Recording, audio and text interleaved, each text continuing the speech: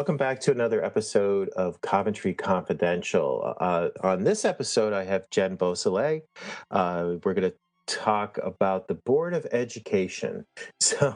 Which, as everybody who's been listening knows and paying attention, knows that we have a budget vote coming up on May 6th. And then, just for some housekeeping, we have the annual town meeting on Saturday at 10 a.m. That is Saturday, April 26th. That is open to, every registered voter and also landowner can participate in the town meeting, which is basically at the end of the meeting, we vote to send the budget that the town council has agreed on to referendum, which will be voted on May 6th. So I hope I have those dates right. And then also one thing I would like to announce for my own personal thing, actually two things. We have the Sunday matinee at the movies coming up for May 18th. At 2 p.m. at the Booth Demick Library. And for that month, it will be the original Bad News Bears from, I believe, 1976. So if anybody's up for, just to celebrate baseball season. And then also, of course, if you're interested in the world of comic books, I have my ongoing podcast that started way back in 2017 called Portrait of an Editor. And in over there, I have a 3-part interview going on with Will Dennis, who is an editor from DC Comics, Vertigo Comics, Image Comics, and who is now also working with Stephanie Phillips. And we're talking about her writing career. But more importantly, let's back to our Board of Education Chair, Jen Beausoleil. Thank you, Francis. Thank you for the opportunity. Talking with John Hand, Matthew Kyer, and now you, all three of you have given up a lot of your free time to Coventry and to the running of Coventry. So one time I was talking with you and I sort of was taken aback about how much time you've been on the Board of Education. So let's just jump into that and give people a little overview of how long have you been doing this? And, and then also why have you been doing it for this long too? So I grew up in a small town, Ledyard, Connecticut, what I refer to as pre-casino Ledyard.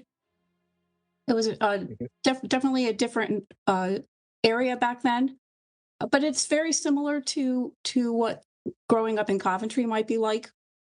And my family was very active in the community.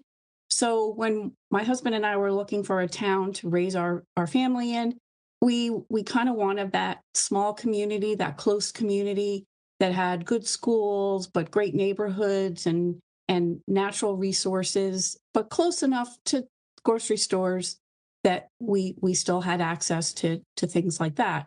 And Coventry was definitely one of the towns that we looked at.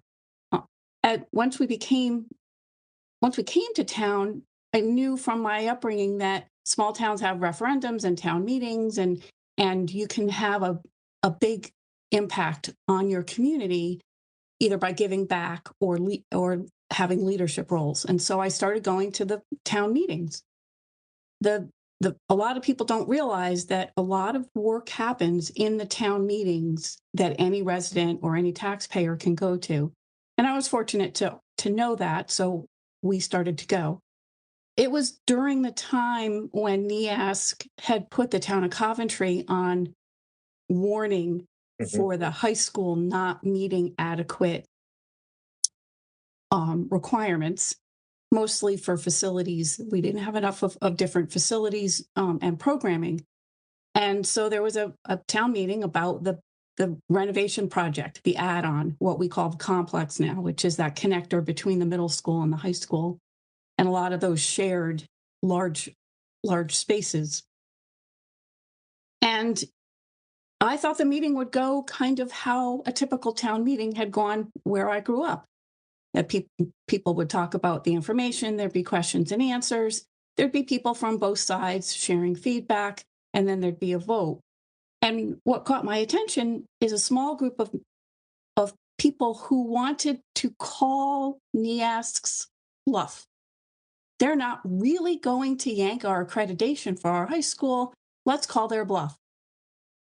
And that was when I realized that maybe I couldn't just be a quiet, passive member of the community, that I might need to get involved and understand what was going on, what these requirements were, and what the ripple effect in the school system and the community would be if the high school lost its accreditation. Basically, that means your diploma is useless. Mhm. And so, as a new property owner in town, that was a concern to me.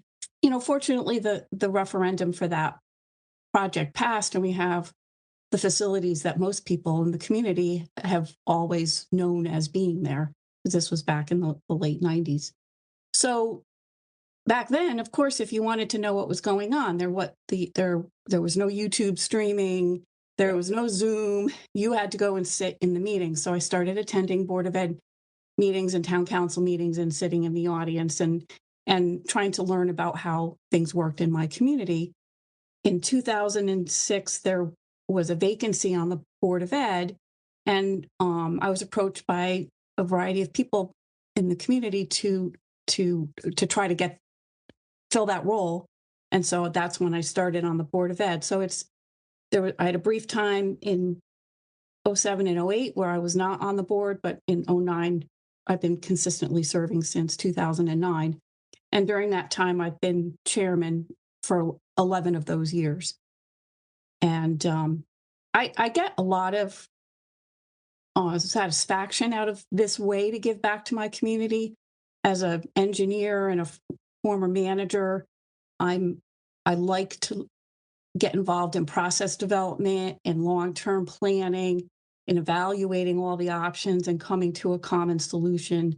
And so it was just sort of a good fit for how I could give back to my community based on my professional experience, but also the small town upbringing that I had. You're not coming at it as an educator at all. No. You're just somebody who started asking questions at these meetings because Yes. basically all you had was either you attended the meetings or you had public access channel if they were recording those. And you were standing up and asking questions, and then was it the Democratic Town Committee or the Republican Town Committee that noticed you first, that wanted to see if were willing to participate more? It was actually members of the community from both parties Mhm. that reached out to me. At the time, I was a registered Republican. And so I went through that process. And when a vacancy exists on the board, it's the remaining board members that pick the person to fill the vacancy. And so the 6 people that were on the board at that time selected me to fill the rest of that term. When you say board, you mean the BOE? So they picked Yes. somebody? Oh, so Yeah. you didn't even you'd been involved enough that they noticed you and were considering you to just be a replacement. You didn't even run for a campaign or anything. Oh, Right. okay. Yeah. Yeah. So I felt, that the person that Had to was on the step board at down. the time had to step down due to a family tragedy, and so it was a midterm vacancy replacement. And I hadn't been in town really long enough yet to be part of the Republican Town Committee at the time. I know I had young children, and so I was kind of prioritizing where my time could have the biggest impact. I couldn't do a lot of things, but serving on the Board of Ed or advocating for education programs in town was something that I picked up. What was the learning curve like, seeing that you were coming from an engineering background and no education, really? I mean, in an education background, you know? I think, I mean, there certainly is a learning curve for anyone that serves on the Board of Ed or on the town council and some of these major boards or commissions that run a town or involved in things like that, or planning and zoning, some of the big folks, big teams. But what is common is I knew that education was really important, and so I just began to ask a lot of questions. CABE, the Connecticut Association of Boards of Education, has some great learning opportunities for new board members. But having sat in the meetings for just to watch and ask questions for a couple years, I kind of understood the flow and the type of things that the board acted on. As an engineer, I'm very accustomed to research because in that field, everything changes all the time, so you have to be a continuous learner. And so I read the charter and I looked at old meeting minutes to see the types of things. And then I spent time working with the superintendent at that time, understanding the relationship between the board and the superintendent. That was Dr. Bernard, Dr. Patrone's predecessor. Mhm. And and then just talking to people on the board. What folks is very common is that when there's a new board member, any of the more experienced ones definitely reach out. They reach out across the aisles, across party lines, because everybody really wants things to go well and to have a good collaborative team. And so I found that members of both the Republican and the Democratic Party that were on the Board of Ed at that time were very helpful in bringing me up to speed. So that was definitely a help. Was that aspect of once you become a BOE member that you leave your party behind and it's more about making sure the school system functions? Was that sort of in action there? Because I've heard that throughout the years of that really once you join the BOE, you're looking about what's the best for the school system. Was that there then, or I don't know, I is it think even that really there now? I think it depends on the people that are sitting at the table. Mhm. There's typically a good number of people that are there because of the community and the way they want to help education or give back to education or support the programs that they think are valuable based on their career experience. So as an engineer, I certainly and a manager, a hiring manager, I know the type of grown-ups I want to hire, which then leads back to what kind of young adults do we need to educate and so on. So there's folks that look at it from that perspective. I think in general, the majority of the time, it's hard to tell the party of someone who's on the Board of Ed, but there are times, budget season in particular, where you may see more conversations and more votes that are along party lines because that's where some of the ideals really come to the surface. But the majority of the time, people are there because they genuinely care about education and student outcomes. They just may have a difference of opinion on how to go about it. Mhm. So you joined the board and I've even heard about that when Coventry schools weren't at the level they are today. Is that correct? That's correct. Okay. So were the schools something that attracted you and your husband and your family to come here, or was that something you just learned about after moving here? Because I've talked about it being a economic driver for this town because of the quality of the schools we have now. Mhm. But back in the 90s, was that a factor, or was that a factor for you to start getting involved, knowing that we were under the threat of having that removed and basically our diplomas being worth nothing? I'm trying to guess a little bit of a history lesson. I don't want to, Sure. you understand what I'm getting at, where how did you see that when you moved to Coventry and then your involvement? And then I guess we'll talk about how the changes that occurred after you got involved. Sure. So I think a lot of parents, when they look to what community they want to raise their children in, they're looking at a lot of different factors. One is the cost of owning property, and the cost of ownership in Coventry is low compared to a lot of other neighboring towns.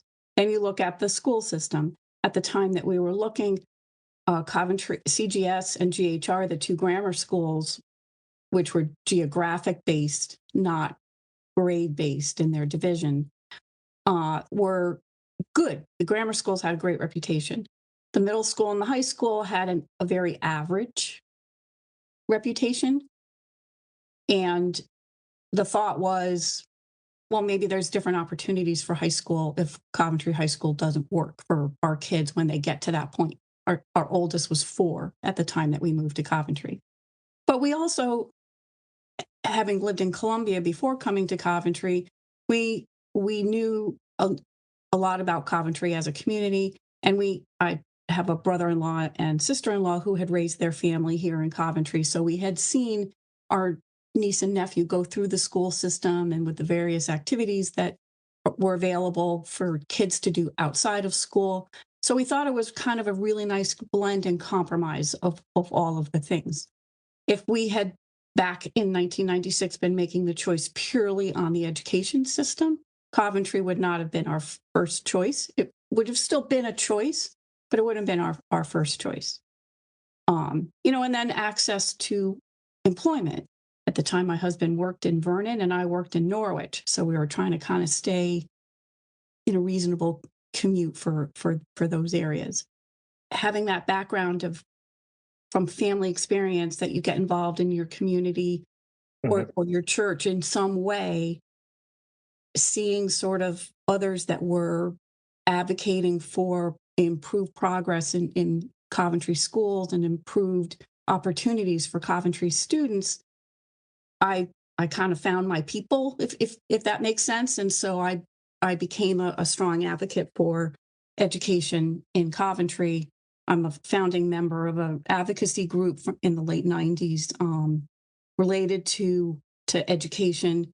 And as the superintendent and the Board of Ed saw that there was these groups of parents that would come to meetings and ask for things and ask questions, they began to see that the community was interested in investing more in education.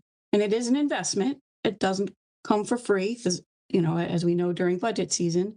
But when the Board of Ed and the town council and the decision makers know the community wants something and they hear from the community about it, then they understand the priorities of the residents and they plan and accordingly. And I think that's what the shift in the Board of Ed and the town council at that time, as more parents became involved and shared their feedback and opinions and voice. So, I mean, when there was the possibility of the high school losing its accreditation, it was sort of a call went out where people started paying attention. Yes. And then, so that's where, is that the beginning of what uh, the results that we have now? Is that coming from that sort of red flag? There was an idea in Coventry that we should invest, or has it been a combination of good luck and good management to get to where we are today? I think that some of it is that Coventry, and I'm still considered a newbie. I've only lived here since 1996. Um, Wow. yeah. Okay. um, it. I think that a lot of small towns in Eastern Connecticut, as the highways have made it easier to commute for work, are seeing shifts in the makeup of the town and the interests of the people that are living in the town. And so I think it's there's just been some shifts in that regard. But I also think that I never really looked at it that point, but I think that NEASC warning was a wake up call. It's a really good perspective, is to think of it that way. It was sort of a wake up call that just good enough isn't good enough anymore. And so sometimes when you don't make those capital investments or bring in those programs that help diversify the learning experience, that you shortchange your students and their opportunities when they leave Coventry or stay in Coventry, and that we needed to make a greater investment in some of those things. Not everything is expensive. Sometimes it's a mindset and a shift in your leadership and your management. And I think with the beginnings of superintendents like Dr. Bernard and Dr. Patrone, knowing they had a board and a community that supported more progress and in programming and facilities, gave them the ability to do more things than maybe their predecessors had been enabled to do. You get on the board because somebody had to step down. What was your first, I guess half of a term, or how? I mean, what was your experience like, for the first couple of years? I mean, I kind of dove into the things that were my wheelhouse: policy development, technology strategies and providing learning environments where students can excel regardless of their interests or their learning style, but also to create, having come from private industry, you have to have a good team in place and they have to feel enabled to do their best work. And so supporting the superintendent and leadership of the staff in creating and enabling their teams to do things. So understanding the role and not micromanaging the details, and so we at the time, a lot of technology was not in the classroom, but even just networks and infrastructure needed to be invested in. And so those were things that I was able to provide input on, because as a computer and firmware engineer, those are things I understand. And I understand what skill sets our graduates need, even at the time, to work in a gas station or a grocery store. It's not just always about getting into college. It's how do you have career or lifestyle that you want to have. So, and those were definitely areas. It was probably my second or third term when I became vice chair due to a death on the board. And then soon after, a change in term when I became chairman. Because I would have to say, like in the late 90s, I mean, I'm thinking about what was going on because I was in grad school, 95 to 97, and just all the technology that we take for granted was just beginning to really creep in. Yes. Emails, or we were doing stuff on the computers. It was already changing what we were doing at school. I was going from cutting physical film to now working on an Avid within 6 months. So there was this sort of boom of technology that not everybody knew what to do with. And it was sort of, okay, where's this going to settle in? How important is this going to be? And here we are now. It's just commonplace, basically. Yes. So, and then also, what is it? No Child Left Behind. It came out of the Bush administration and stuff, and that affected schools directly. Yes. And then everything, and then of course funding for schools later in the decade with the Great Recession and just all the states sort of not knowing how to deal with that, or not being found, their coffers just being emptied, basically, and just an issue with that. So, but you still have to run the schools. So, Yes. how did you navigate some of those, I guess, just in general? Because I mean, there always seems to be an issue. You can't shortchange kids in education. I mean, they have no say in the matter. It's really the adults deciding what kind of education they're going to get. There's a lot of requirements that are flowed down to individual school systems from both the federal and the state government. So there are safeguards in related to that.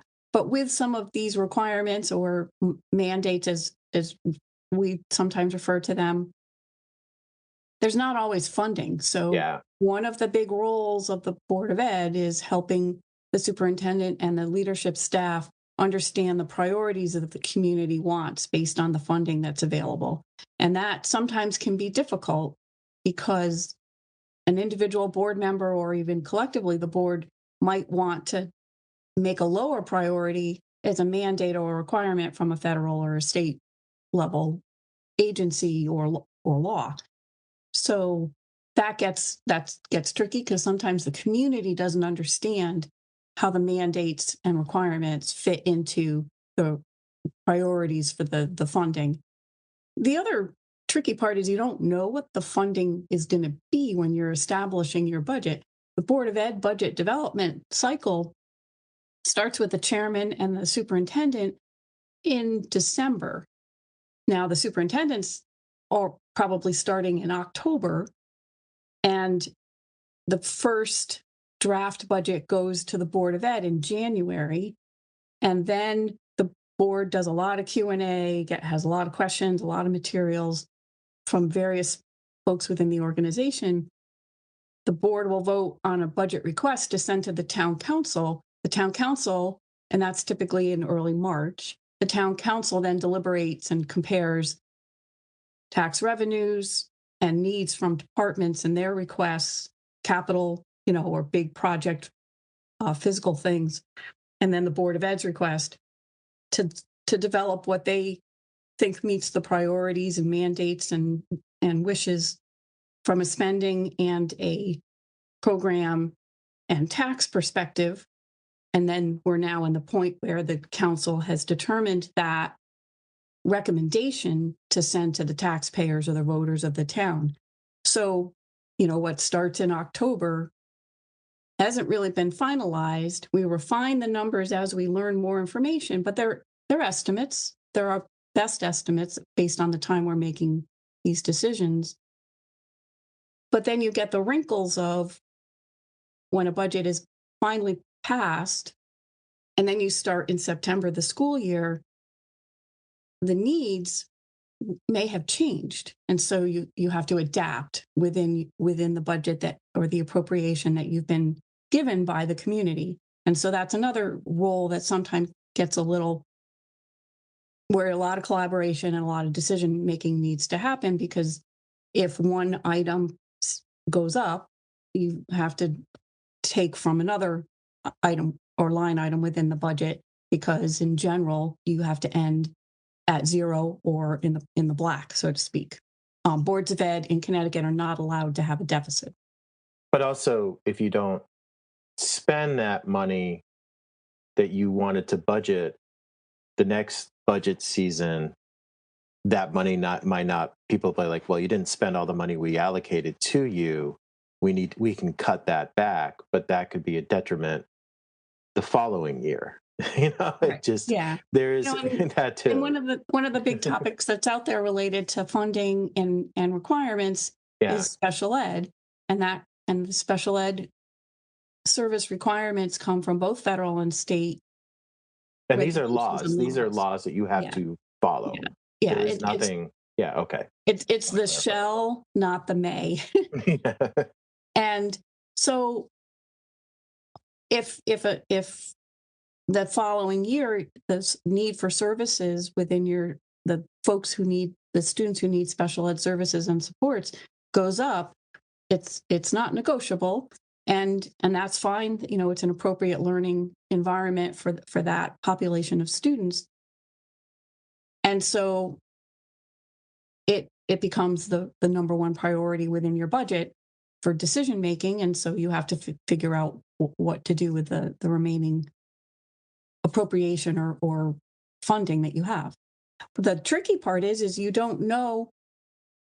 You make your best estimate based on your current students.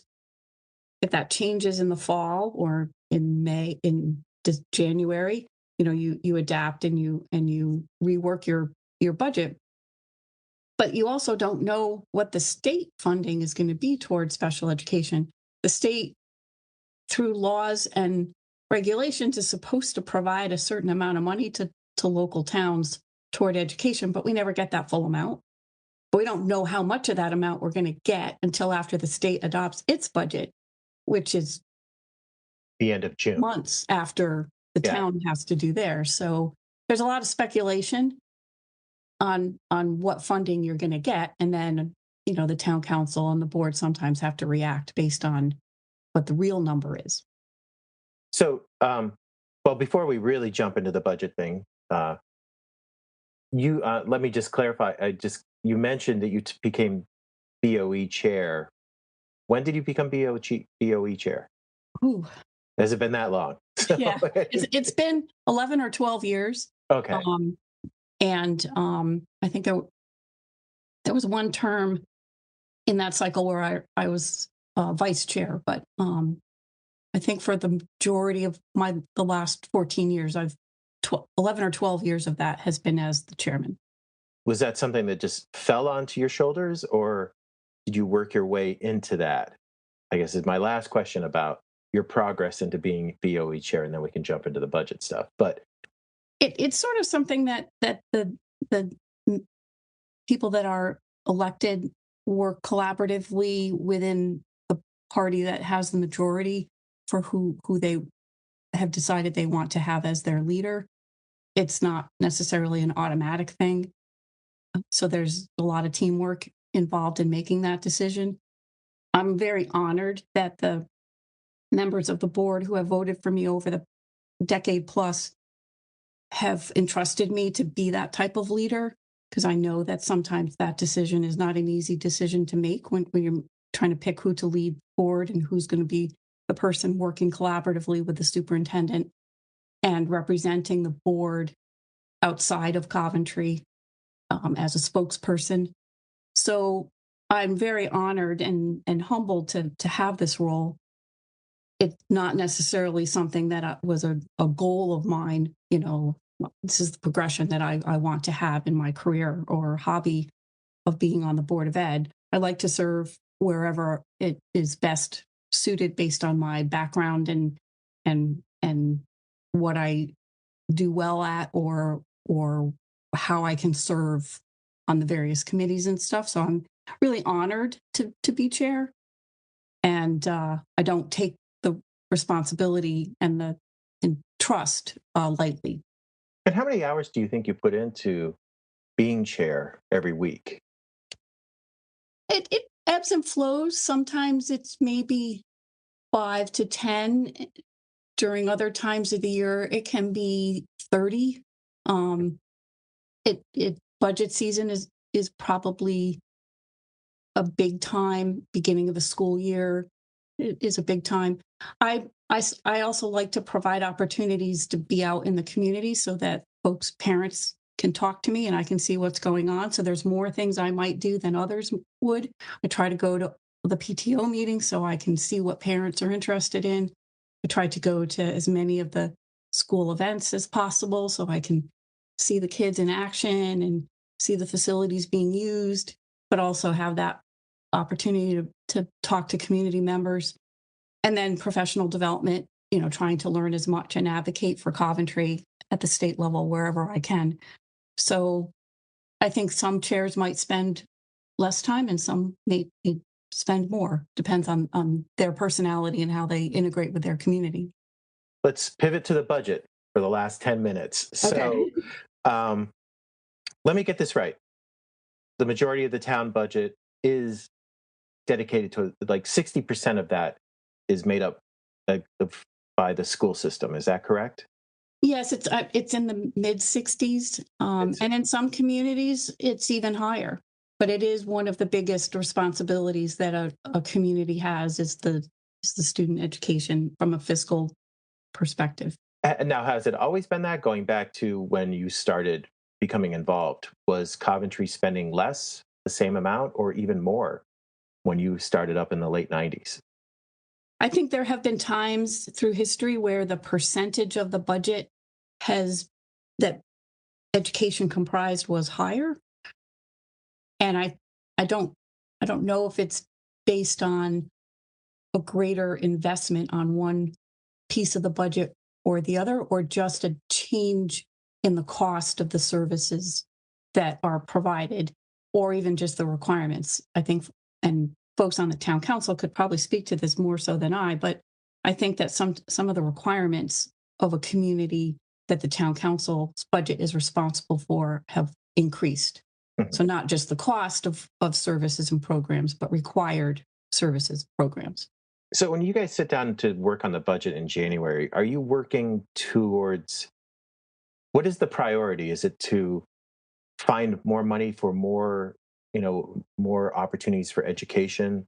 I know some people are like, what do you mean we teach Chinese in Coventry? There's a Chinese program, which makes perfect sense to me because of just where we are in the world today. And that's been around for a while. But how do you guys look at when you sit down to start discussing the budget? Is it, we have to, we have these mandates, federal and state. We have expectations from parents, expectations for the students. Are you, I don't know. I mean, I don't know if I can even create my question correctly, but do you get a sense? I mean, how do you look at it in general? Or maybe this isn't even a fair question, but are you going in going, how do we maintain the level that we have right now because of the success of the schools? Or is it, what do we need to do to move the schools even further? Which of those two questions? Or is there a third approach? It's probably I know we only got 10 minutes. I know a little of all of that. I think, first you have to know what your needs are.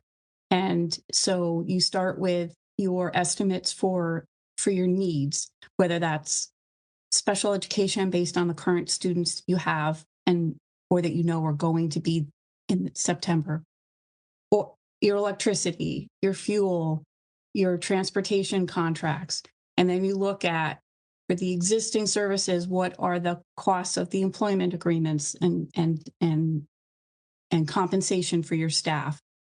And then you look at, okay, is there any way we can be more efficient at something we're doing? There's a constant refinement on delivery of services in education based on a concept that Dr. Petrone has introduced called the academic return on investment. So all programs are looked at to see if it's the most efficient and effective way to deliver that service or program for students. And that's so sometimes we will see proposals to reduce staff or change the makeup of the types of staff that are delivering a program. And sometimes we will see increases. But there's always a look at how that return on investment, that number of students that it serves, and is it the most efficient as well as effective. Over the last 10 years or to 20 years, there's been more of a data-driven decision making. So use the data of the students, use the data of the programs, use the data of the trends in usage of facilities and utility bills, and use that to drive a lot of your budget. In addition, there's long-term things. How do we improve test scores? How do we bring in programs that help students after they leave Coventry? How do we have interventions for needs in maybe certain subject areas like reading or math so that we prevent a long-term special ed cost? All of those factors go into the pieces of the budget that starts with the draft from the superintendent. When you present the budget to the town council, is that's the budget? I mean, everybody votes on that from the BOE.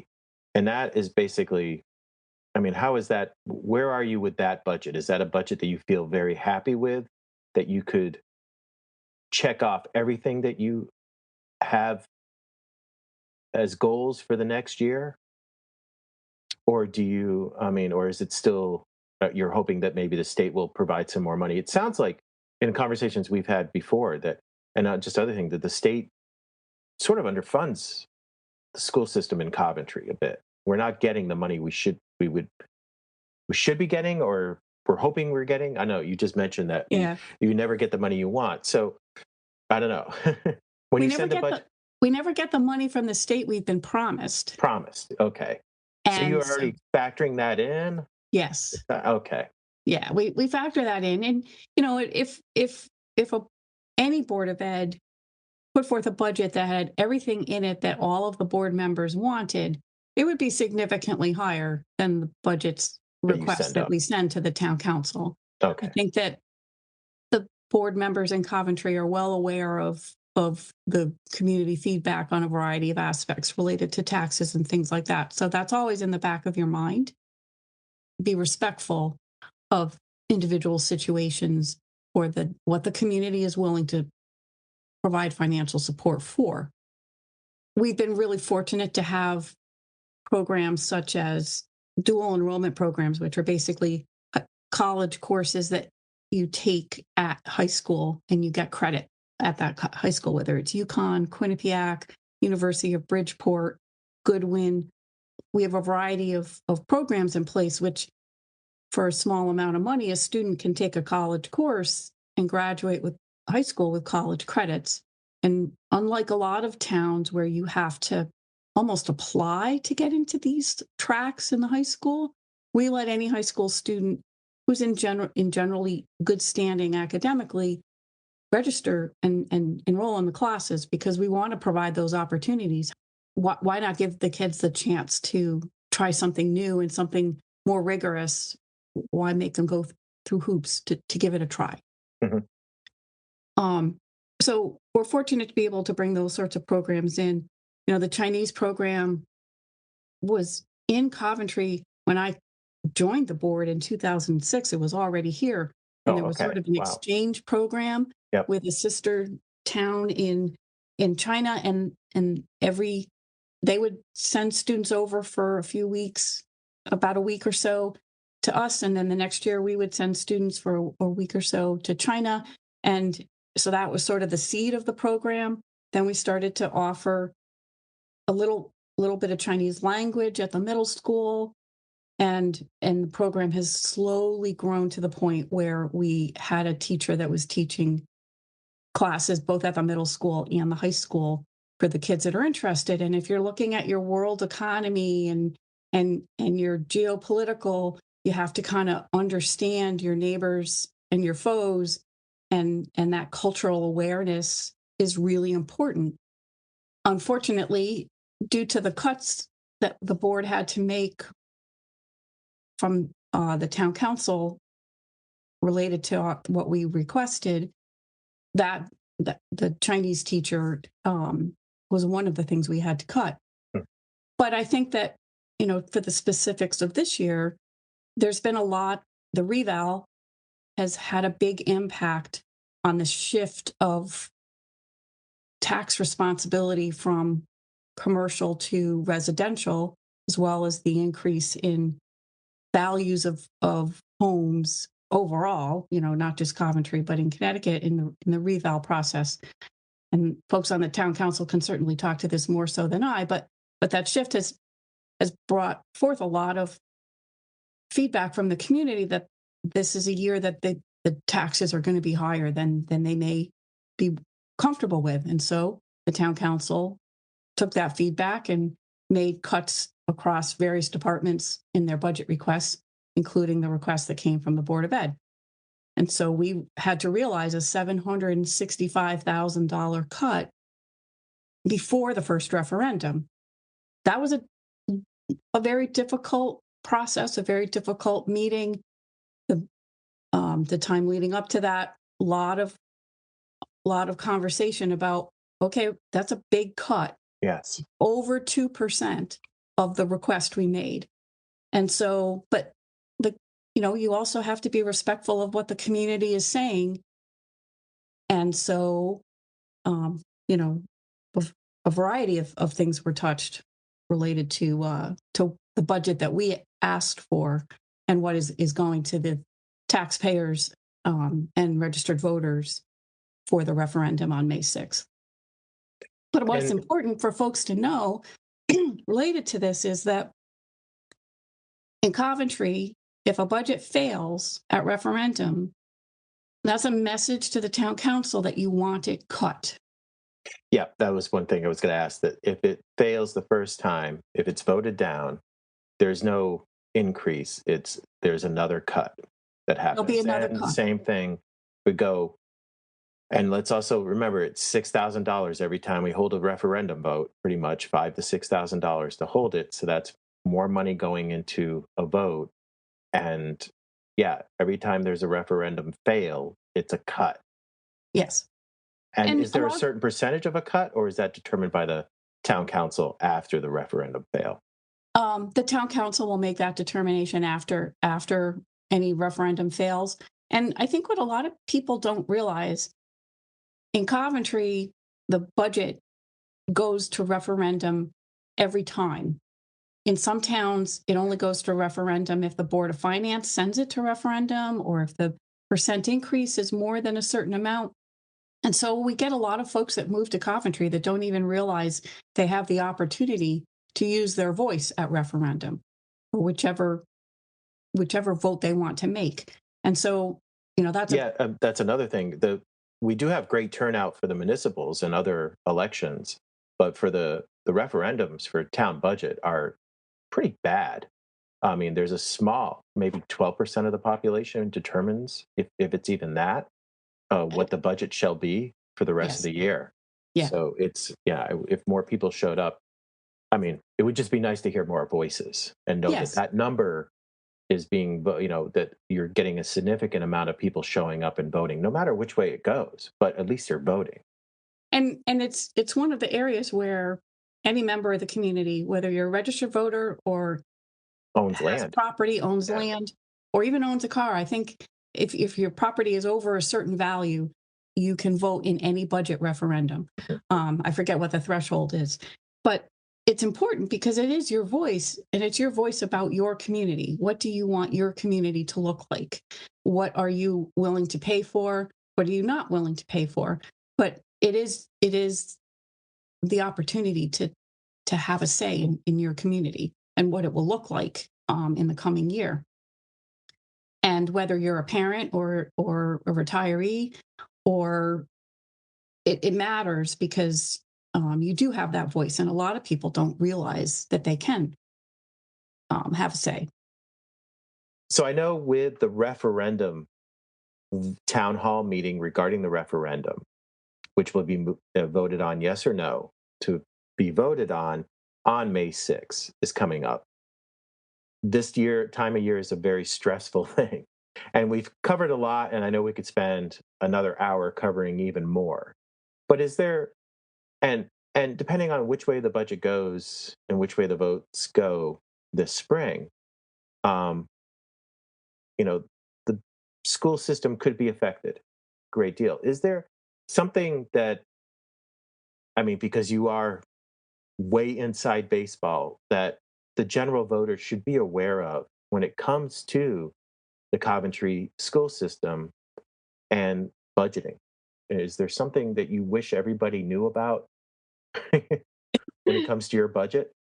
What I want to say is that the Coventry school system is a fantastic school system. We have a number of incredibly talented teachers and paras and coaches and folks that are working with our students.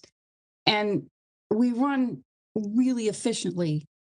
We are in the bottom 10% in the state for per pupil spending. So that's what we spend on average, taking everything into account on students. We're in the bottom 10%. Yet our test scores and our achievement of our students is significantly above average.